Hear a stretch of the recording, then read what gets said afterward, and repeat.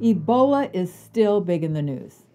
But can we believe the news media when it comes to scare tactics? Things like quarantines and a rise in cases with porous borders and possible transmissions to us and to other countries, and 3,000 troops sent to West Africa and more. It sounds like it's a global disaster.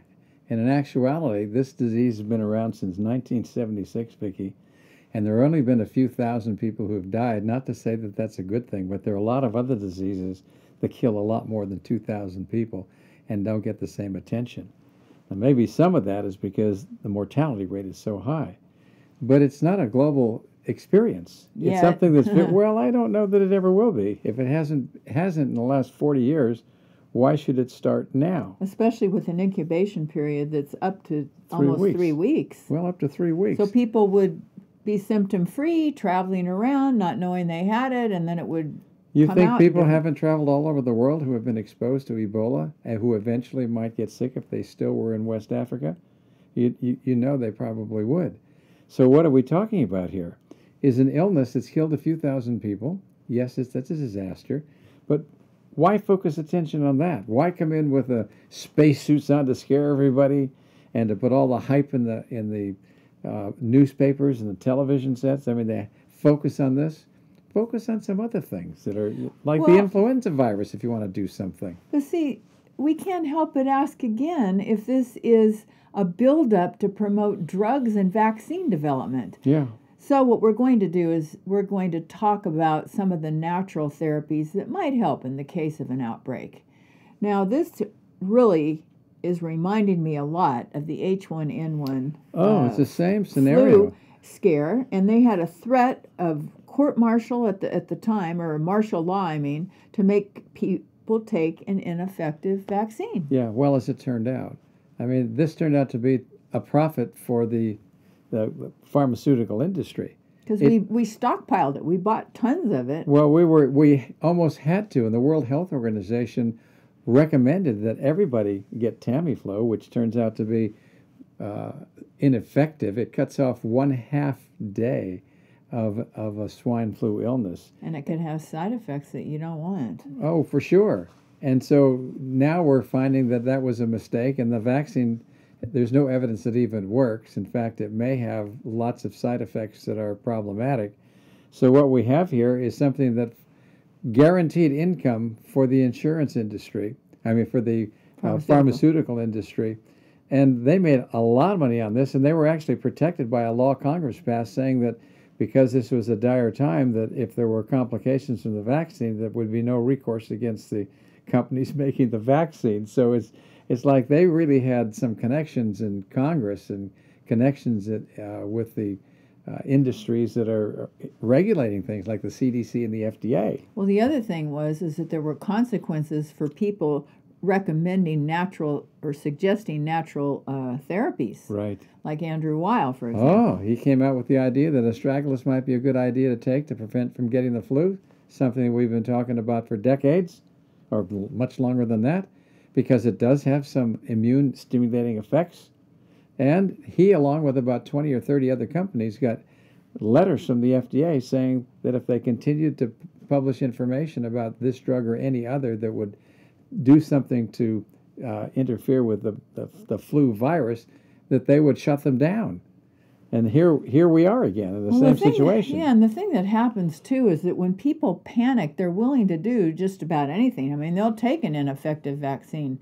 Mm-hmm. And just recently, I was seeing that there was a publication that was showing all the horrible side effects and lawsuits for side effects from taking the flu shot. And a lot of them were from Guillain-Barré syndrome, which is a horrible thing to get. It just totally paralyzes you. But anyway, just to bring that up. So we're going to talk about a natural therapy. Right. I mean, it may be in your medicine cabinet. Okay. And it's as simple as vitamin C. And you go, really? Vitamin C? Well, we know from previous experience with vitamin C that was published in the journal Surgery back in about 1948. There was an article in there on a number of patients who had polio that were hospitalized, who were given intravenous vitamin C, and not one of them came down with paralytic polio. So we've got stuff in the mainstream literature here The stuff that was introduced by Linus Pauling back in the 60s and 70s was really good science. And we've just basically avoided making a serious effort of considering the work that he did.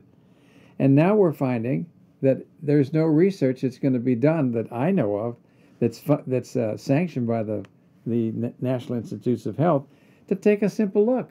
Why not go ahead and see if it works for viral infections, and particularly for ones that are serious?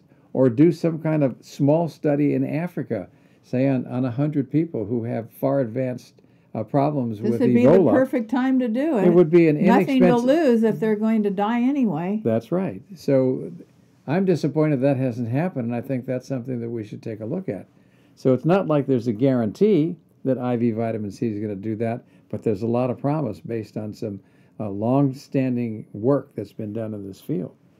And there are different ways that people can take vitamin C. You can take it, by mouth, Orally. but you have to take large amounts, and you could take it IV. And for children, they could have vitamin C enemas. So we'll have on our website how to do this. Right. Well, there's a lot of information about vitamin C that most of us don't know, and most doctors don't pay attention to. There's even a form of vitamin C now that is different because it's very powerful in that it's absorbed in greater amounts. It's called liposomal vitamin C, and that's a little bit more expensive. But if you take the maximum amount you can by mouth, then you could add to it with small amounts of liposomal vitamin C. It wouldn't be quite as expensive, and you may have something that fights almost any viral infection quite effectively. So still, the best way to do it is to use intravenous vitamin C, and I've done that on a few patients who have been sick and have had stellar results. So I'm somebody who saves it myself in case there's a serious illness that's viral to be able to use on my family and friends. So is this disease, this Ebola virus disease, something we need to fear? Absolutely. Is there a chance that it's going to spread to the rest of the world? It's very low because it hasn't done it in 40 years. It hasn't even spread to the rest of West Africa. So this is no time to panic. I think we should spend our dollars, and our research dollars especially, in other areas rather than making another vaccine that may or may not work, spending a lot of money on trying to come up with a drug when we only have a few thousand people, and there are actually millions of people dying from other things every year in epidemic size. And why not try vitamin C? Well, let's at least do the test. Let's do a study and find out once and for all.